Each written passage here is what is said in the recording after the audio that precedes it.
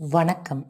நாம் இந்த பதிவில் ஒருவருடைய வீட்டில் மரணம் ஏற்பட்டால் எவ்வளவு காலம் சுபகாரியத்தை விலக்கு வைக்க வேண்டும் என்பதை பற்றித்தான் பார்க்க போகிறோம்.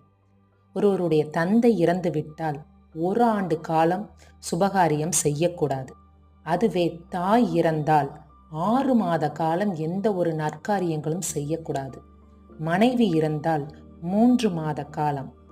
உடன் பிறந்த சகோதரி சகோதரர் இறந்தால் 3 மாத காலம். தான் பெற்ற பிள்ளைகள் இறந்தால் 1 வருட காலம். இதுவே பங்காளிகள் இறந்தால் 1 மாத காலம் எந்த ஒரு சுபகாரியத்தையும் செய்யக்கூடாது. சரி, நமக்கு ஏதோ ஒரு விஷயத்தில் நடுவில் ஏதாவது சுபகாரியம் செய்ய வேண்டும் என்று நிர்பந்தம் ஏற்பட்டால் என்ன செய்வது? 1 வருட காலத்திற்கு என்ன செய்வது? விநாயகப் பெருமானை வணங்கி ஒரு கணபதி ஹோமம் செய்து கொள்ளலாம்.